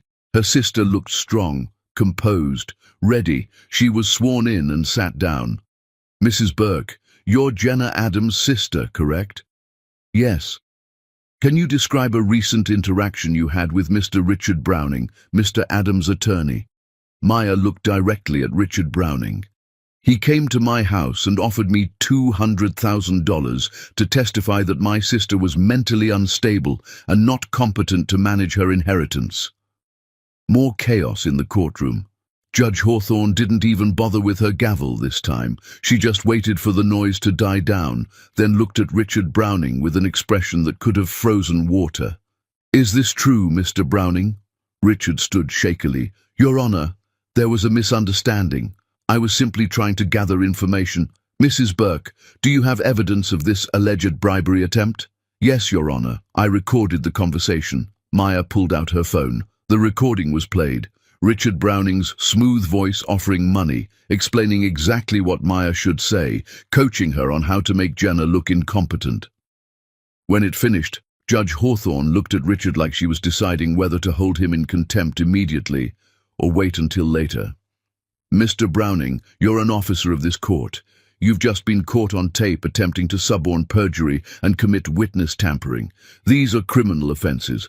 I'm referring this matter to the district attorney immediately and to the Bar Association. You're suspended from participating in this proceeding effective immediately. Mr. Adam, you need new representation."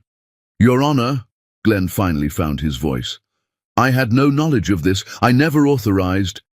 "Mr. Adam, your lawyer doesn't attempt to bribe witnesses without client knowledge or approval.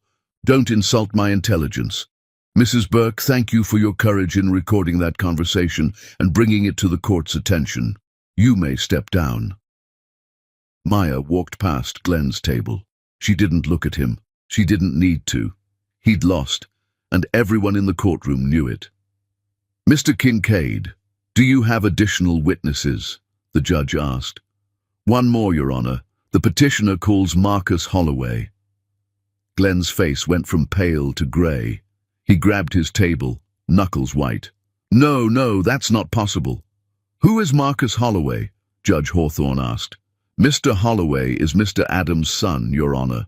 I don't have a son, Glenn said, standing up without permission. This is ridiculous. I don't have a son. Sit down, Mr. Adam, the judge said sharply. Mr. Holloway, please approach. Marcus walked in, and the resemblance was undeniable. Same face, same walk, same everything, except Marcus had something Glenn didn't have: moral courage. Glenn felt the room spinning. Marcus, his son, the mistake he'd buried for 19 years, the secret he'd paid to keep hidden, was walking into this courtroom. How did Jenna know? How did she find him? This couldn't be happening. This was his worst nightmare, materializing in front of cameras and reporters, and a judge who already hated him. Marcus was sworn in and took the stand. Mr. Holloway, you claim to be Mr. Adams' son? I am Mr. Adams' son. I have DNA evidence to prove it. And Mr. Adam has never acknowledged you. No, Your Honor. My father has denied my existence for 19 years. He sent money to keep my mother quiet. He's threatened legal action if we ever went public. When I was 10 years old, he had security escort me out of his office, and when my mother died last year, he sent me a cease and desist letter. Glenn sat in silence for a long moment. His whole life was collapsing in real time. Inside his mind, everything was screaming. This couldn't be happening. Marcus, his son, the mistake he'd buried for 19 years, was sitting 15 feet away, telling a judge about the cease and desist letter. Britt, the girl he'd shown off to his friends, the girl who'd made him feel young and powerful, had been recording him the entire time. His own mother's racism was on tape. The trust fund his father created specifically to get rid of Jenna was now public record. Every secret, every lie, every calculation he'd made to protect his image was being stripped away in front of cameras and reporters. He felt his throat closing. His hands were shaking so badly he had to grip the table to hide it. This was supposed to be a simple divorce, a clean exit. He'd practiced the speech. He'd done everything right. How had it all gone so catastrophically wrong? He looked at Jenna and finally understood. She'd been 10 steps ahead the entire time. While he'd been rehearsing his freedom, she'd been building his prison. Finally, barely audible, he said, "Yes." "Is this true, Mr. Adam?" Judge Hawthorne asked. "Is this young man your son?" Glenn sat in silence for a long moment, then finally, "Yes." "And you've never acknowledged him?" "His mother and I had a brief relationship. She got pregnant. I offered to help financially if she kept it private. She agreed." "She agreed because you threatened her," Marcus said, his voice breaking. "She agreed because you told her no one would believe her. She agreed because she was terrified of what you'd do if she didn't." "Mr. Holloway, I'm sorry," Judge Hawthorne said gently, "but please let the attorneys ask the questions. Mr. Adam, why did you deny your son?" Glenn looked at Jenna for the first time, really looked at her. She saw the moment he realized that she'd known about all of this, that she'd planned every reveal, that she'd orchestrated his complete destruction. "I was young," Glenn said weakly. "I made mistakes." "You were young 19 years ago," the judge said. "What about last year when your son contacted you after his mother died? Were you still young then?" Glenn had no answer. "Your Honor," Lawrence said, "Mr. Adams' pattern is clear. He abandons people when it's financially convenient. He denied his son because a black child would have cost him his inheritance. He divorced my client after learning about her inheritance, but before it was finalized, hoping to claim community property rights. He's been hiding assets and committing fraud while presenting himself as a successful businessman. He attempted to have his lawyer bribe a witness to commit perjury. Glenn Adam is not a victim of bad timing. He's a calculating fraud who's been caught." Judge Hawthorne looked at Glenn with something close to disgust. "Mr. Adam, in 20 years on the bench, I have never seen such a comprehensive display of bad faith, deception, and moral bankruptcy. You divorced your wife to access a racist trust fund while she was days away from inheriting a fortune. You've denied your own son for 19 years to protect your image. You've committed business fraud, and you've attempted to suborn perjury through your attorney. Your Honor, I can explain. I don't want to hear it. Here's my ruling. Mrs. Adam receives 100%, of her inheritance as separate property. You receive nothing from it, not $1. Furthermore, I'm awarding Mrs. Adam compensatory damages from your assets for emotional distress and fraud. I'm ordering you to pay child support retroactively for Marcus Holloway for all 19 years you denied him, plus reparations for emotional damages. I'm referring your business practices to the district attorney for criminal investigation, and I'm ordering you to pay all legal fees for Mrs. Adam and for Mr. Holloway. Glenn just sat there, every word landing like a physical blow. Furthermore, Judge Hawthorne continued, I'm issuing a restraining order. You're not to contact Mrs. Adam, Mrs. Burke, Ms. Chen, or Mr. Holloway. Any violation will result in immediate incarceration. This divorce is granted. Mrs. Adam is free. You, Mr. Adam, are going to spend the foreseeable future dealing with the consequences of every terrible decision you've made. We're adjourned. The gavel came down with a finality that seemed to echo forever. Jenna stood slowly. Marcus was leaving the witness stand, looking shell-shocked. She walked over to him, put her arms around him, and he broke down crying. 19 years of rejection, of wondering why he wasn't good enough, of watching his father pretend he didn't exist. It all came out in sobs that shook his whole body. You were always good enough, Jenna whispered. He was never good enough for you. Glenn tried to leave through a side door, but reporters were everywhere. His life was over, not just the divorce, everything. His business would be investigated. His reputation was destroyed. His son, the son he'd denied, was embraced by his ex-wife in front of everyone while Glenn slunk away alone. Barbara Adams sat in the gallery, having watched her son's complete destruction. She caught Jenna's eye as she was leaving. There was no hatred there, just a hollow recognition that this was exactly what Margaret Sandler had planned, a reckoning so complete that there was no recovery. Outside the courthouse, Jenna stood with Lawrence, Maya, Britt, and Marcus, a family built from the wreckage Glenn had left behind. What happens now? Marcus asked. Now? Jenna looked at the young man who shared Glenn's face, but none of his character. Now we build something better than what Glenn tried to destroy. All of us. Chapter 9. The Empire Decision. The offer sat on Jenna's desk like a test she wasn't sure how to answer. Glenn's assets, liquidated. His company, his properties, his cars, his art collection. Everything being sold to pay the judgment against him. The total came to $43 million after legal fees and penalties. The court had ordered it all paid to Jenna and Marcus as restitution. Lawrence had presented the paperwork with his typical efficiency, but then he'd said something that stuck with her. This is more money than most people see in a lifetime. But for you, it's pocket change compared to your inheritance. You could donate it, you could burn it, you could give it to Glenn's victims. This is about what you want your legacy to be. Legacy. The word haunted Jenna. She stood in her grandmother's private office, looking at the photo of Margaret and her mother, two women who'd let pride destroy their relationship, two women who'd both died with regrets they couldn't fix. Jenna didn't want that kind of legacy. She made a list, actually wrote it out by hand the way her mother used to make grocery lists, careful and thoughtful. Marcus. $50 million from her own inheritance, not from Glenn's assets, a trust fund that would mature over time, encouraging him to build his own career rather than living off family money, full funding for college, graduate school, whatever education he wanted, and something his father had never given him. Acknowledgement. Jenna had already arranged for a press conference where she'd introduce Marcus as her stepson and announce the foundation being created in Angela Holloway's name. Maya, $20 million, plus full ownership of a property management company Jenna was purchasing. Not charity, opportunity. Maya had already shown she wanted to work, wanted to build something. Now she'd have the resources to do it. David Russo, the full amount Glenn owed him, plus interest, plus damages. Glenn had stolen his company. Jenna was making him whole. Britt.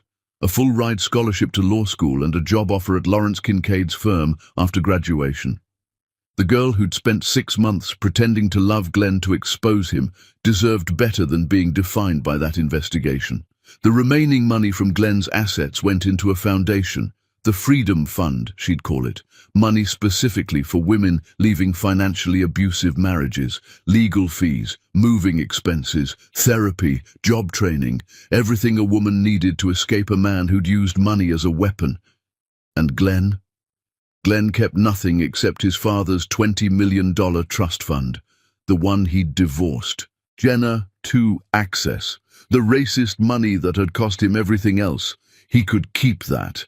Let him live off his father's bigotry. Let that be the only thing he had left.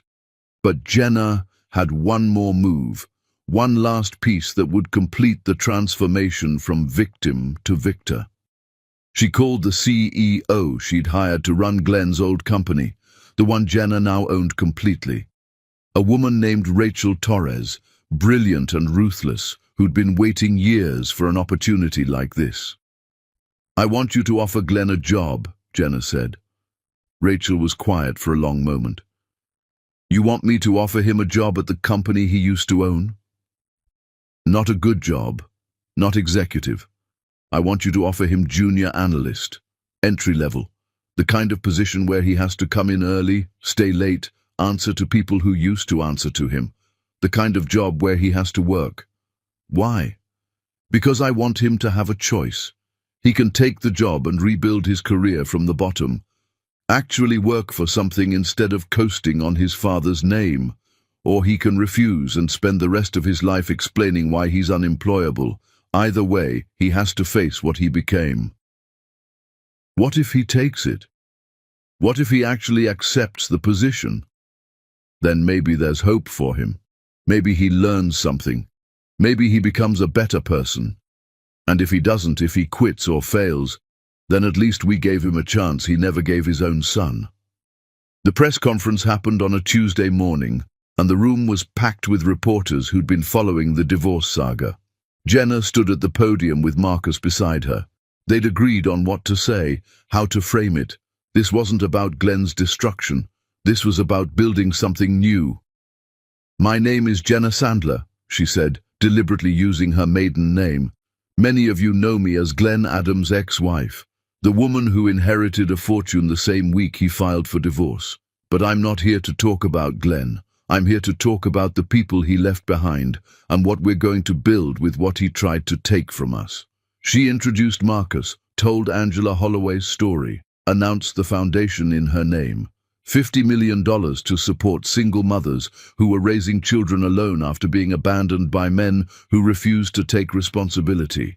She announced the Freedom Fund, money for women escaping financial abuse, legal support, therapy, job training, housing assistance, everything she wished had existed for the women Glenn had hurt. She announced scholarships for students like Marcus who'd grown up without fathers because those fathers had chosen money over family. And she announced something that surprised even Lawrence when she'd told him the night before. She was donating $100 million to reform family court systems, better support for abandoned children, faster processing for child support cases, legal resources for people who couldn't afford attorneys like Lawrence Kincaid. "Glenn Adam thought he was leaving me behind," Jenna said to the cameras. "He thought he was walking away into freedom while I'd be left with nothing. Instead, he walked away from a woman who was about to become powerful enough to change systems that let men like him escape consequences. He walked away from a woman who was about to have the resources to make sure other women don't suffer the way his victims suffered." A reporter raised her hand. "Mrs. Adam, do you have any message for your ex-husband?" Jenna thought about all the things she could say, the cruel things, the cutting things, the things that would make headlines and trending topics. Instead, she said, "I hope he learns that money can't buy character.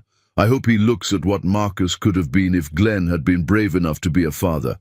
I hope he understands that the life he lost was worth more than any inheritance. But mostly I hope he moves on and builds something better than what he destroyed. Because holding on to hatred doesn't hurt him. It hurts me, and I'm done letting Glenn Adam hurt me." Marcus spoke next, his voice steady despite how nervous he'd been in the car ride over. "My father denied me for 19 years because admitting he had a black son would have cost him money and status. But Jenna didn't just acknowledge me, She embraced me. She gave me something my father never could.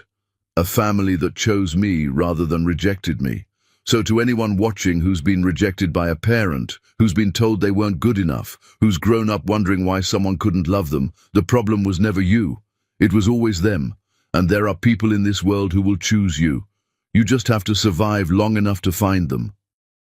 The press conference ended, and they walked out to a crowd of people waiting outside the building. Some were crying, some were holding signs thanking Jenna for the foundations, some were women who recognized themselves in the stories of abandonment and financial abuse. One woman pushed through the crowd, tears streaming down her face. She grabbed Jenna's hand and whispered, "My husband left me last month, cleaned out our accounts. I have 3 kids and nowhere to go. Can you really help?" Jenna squeezed her hand back. "Give your information to my assistant. We'll have someone contact you today. You're not alone anymore." The woman sobbed and held on for a moment longer before security gently moved her back. But Jenna saw dozens more faces just like hers. Women who'd been left behind. Women who'd been told they were nothing without their husbands. Women who were one emergency away from losing everything. This was why Margaret had left her the fortune. Not for revenge, for this, for the power to catch people when they fell. Later that night, Jenna sat in her new office, not her grandmother's, but one she'd designed herself. Modern, comfortable, with photos of her mother, her sister's kids, and one new addition, a picture of her and Marcus at the press conference, both of them smiling despite everything that had led them there. Lawrence called with updates. Rachel Torres called. Glenn accepted the job offer. Starts Monday. Junior analyst. And there's more. Richard Browning's case concluded today. He's been disbarred permanently and sentenced to 18 months in prison for witness tampering and attempted subornation of perjury. The DA's office made an example of him. 18 months? He'll serve less with good behavior, but his legal career is over. His firm dropped him, his wife filed for divorce, and he's facing civil suits from every client whose case might have been compromised by his methods. Jenna felt no satisfaction in that, just acknowledgement that consequences had finally caught up. And Glenn taking the job, does he know it's essentially penance? Rachel made it clear, bottom rung, no special treatment. He'll work for people who know exactly who he is and what he did. He said he understood. He said he deserves worse, and he's grateful for the opportunity to prove he can do honest work. Rachel thinks he might actually mean it. Or he's just desperate. Maybe both. But Jenna, here's what matters. Whether Glenn changes or doesn't change, succeeds or fails, that's not your concern anymore. You gave him more grace than he gave his own son. What he does with it is his problem. "How's Marcus?" Lawrence asked. "Adjusting. He moved into the apartment I set up for him. Starts college in the fall. He's talking about maybe law school eventually. Says he wants to help people the way Britt helped us. He's a good kid. Angela raised him right." She did. Better than Glenn deserved. Jenna hung up and looked out at the city. Somewhere out there, Glenn was probably sitting in an empty apartment, the 20 million from his racist father, his only cushion against complete destitution. Somewhere out there, Barbara was dealing with the social consequences of her son's public destruction. Somewhere out there, Richard Browning was preparing for prison. But here, in this office, with foundations being built and lives being changed, Jenna felt something she hadn't felt in years. Peace, not happiness exactly. Peace was different. Peace meant she could sleep without wondering when the next betrayal would come. Peace meant she'd survived and built something better from the wreckage. Her phone buzzed. A text from Maya. "The kids want to know if Uncle Marcus can come to dinner this weekend. They're obsessed with him." Jenna smiled and typed back, "I'll ask him. Tell them he's their cousin, not their uncle." Maya. "They know. They just think uncle sounds cooler." Another text came in, this one from Britt. "First day of law school orientation tomorrow. I'm terrified and excited, and I wanted to say thank you for everything, for believing me when I said I was trying to help." Jenna. "You saved yourself. I just gave you resources. Go be brilliant." One more text. this one from a number she didn't recognize. "Mrs. Adam, my name is Jennifer. I'm the woman who talked to you after the press conference. Your foundation called me today. They're paying for a lawyer, first month's rent, and therapy for my kids. I don't know how to thank you. You saved my life." Jenna read it 3 times, then saved the number, and replied, "You don't have to thank me. Just promise me something. When you're back on your feet, when you're stable and strong, help the next woman who needs it. That's all I ask. Jennifer, I promise." Jenna set her phone down and looked at the photo of her and Marcus again. Glenn had tried to throw them both away, tried to pretend they didn't exist or didn't matter, but they'd found each other in the wreckage he'd left behind, and together they were building something he'd never understand. A family based on choice instead of obligation. An empire based on helping people instead of exploiting them. Margaret Sandler had left her granddaughter a weapon. Jenna had turned it into a shield for everyone Glenn and men like him had ever hurt, and that, she thought, was the best revenge of all. Not destroying Glenn. That had been necessary, but it wasn't the victory.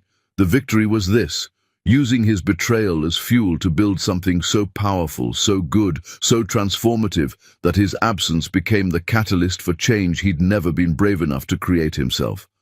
Glenn had wanted freedom. He'd gotten it. Freedom from his marriage, from his responsibilities, from everyone who'd ever expected him to be better than he was. But Jenna had gotten something better than freedom. She'd gotten power, and she was using every bit of it to make sure the next woman who got divorced by a coward had resources Glenn had tried to deny her. Tomorrow she'd meet with the Freedom Fund team. Next week she'd visit the first Angela Holloway Scholarship recipients. Next month she'd testify before Congress about family court reform. But tonight she'd sit in her office and remember the woman she'd been when Glenn delivered his freedom speech. The woman who'd believed she was losing everything. The woman who'd had no idea she was about to gain more than she'd ever imagined. That woman was gone. In her place was someone stronger, someone wealthier, someone who'd looked at betrayal and decided it would be the beginning of her story, not the end. Glenn Adam had filed for divorce to free himself. Instead, he'd freed the most dangerous thing he'd ever encountered, a woman with nothing left to lose and everything to gain. And Jenna Sandler was just getting started. Chapter 10. The Woman Who Rose. Jenna stood in front of the mirror in her new office building and barely recognized the woman looking back. Not because she'd changed physically, though she had. She'd stopped apologizing for taking up space, stopped making herself smaller to make others comfortable. But because the woman in the mirror had a confidence that came from surviving the worst thing she could imagine and discovering she was stronger than the thing that tried to break her. 18 months had passed since that courtroom. 18 months of building, creating, transforming pain into purpose. The Angela Holloway Foundation had helped over 2,000 single mothers. The Freedom Fund had funded escapes for 300 women leaving abusive marriages. Marcus was thriving in college, top of his class, talking about criminal law. Maya's property management company was turning profit. Britt had finished her first year of law school with honors. And Glenn was still working at the company Jenna owned. Rachel Torres reported that he showed up every day, did his work quietly, kept his head down. He'd been offered promotions twice, genuinely earned ones based on performance, and turned them both down. He seemed content to exist in the background, a cautionary tale everyone knew but nobody discussed. Jenna had seen him once, accidentally, in the lobby. He'd looked at her for a long moment, and she'd seen everything in that look. Regret, shame, understanding. Then he'd nodded once and walked away. She hadn't felt triumph in that moment, just a distant sort of closure. Glenn had become small, not because she'd made him small, but because he'd revealed how small he'd always been. Tonight was a gala for the foundations. Major donors, board members, success stories. Jenna wore a dress that cost more than her first car and felt comfortable in it. Wealth had stopped feeling foreign. It was just a tool now. Marcus walked in, looking sharp in his suit. At 20, he'd grown into himself. "Ready for the speeches?" he asked. "Are you?" "Mom always said the truth doesn't need rehearsal. It just needs courage." He smiled. I've got courage now. Took a while, but I found it. The gala was magnificent. The kind of event Jenna used to attend with Glenn, feeling like she didn't belong. Now she owned the room without trying. People wanted her attention, her approval, her investment. But more importantly, they respected her vision. During the speeches, Jenna talked about transformation. 18 months ago, I thought my life was ending. My husband had filed for divorce using a speech he'd practiced in mirrors. He'd walked out thinking he was escaping something ordinary into something extraordinary. Instead, he walked away from the best thing he never appreciated. She paused. But this isn't about Glenn. It's never been about Glenn. It's about every person who's been told they're not enough. Every person who's been left behind. Every person who's had to rebuild from nothing because someone they loved chose selfishness over partnership. This is about proving that being discarded doesn't mean you're disposable. Sometimes it means you're freed to become something the person who left you could never have imagined. Marcus spoke next. My father denied me for 19 years. I grew up wondering what was wrong with me. Why wasn't I good enough for him to love? Then I met Jenna, and she showed me the question was wrong. There was nothing wrong with me. There was something missing in him, the capacity to love people more than he loved money, the courage to do the right thing when it cost him something, the strength to be a father. He gestured to the room, to Jenna, to the community they'd built. He got his inheritance. I got a family that chose me. After the speeches, people lined up to talk to Jenna. Success stories. Women who'd used the Freedom Fund to escape. Single mothers whose children had Angela Holloway scholarships. Men who'd been inspired to do better after hearing Marcus's story. After everyone left, Jenna stood on the balcony overlooking the city. Maya joined her, both sisters quiet for a moment. Do you ever wonder what would have happened if Glenn hadn't left? Maya asked. Sometimes. But then I realize I'd probably still be making myself smaller, still be apologizing for existing, still be trying to be enough for someone who'd already decided I wasn't. Kevin called me last week, said he made a mistake, asked if we could try again. Jenna looked at her sister. What did you say?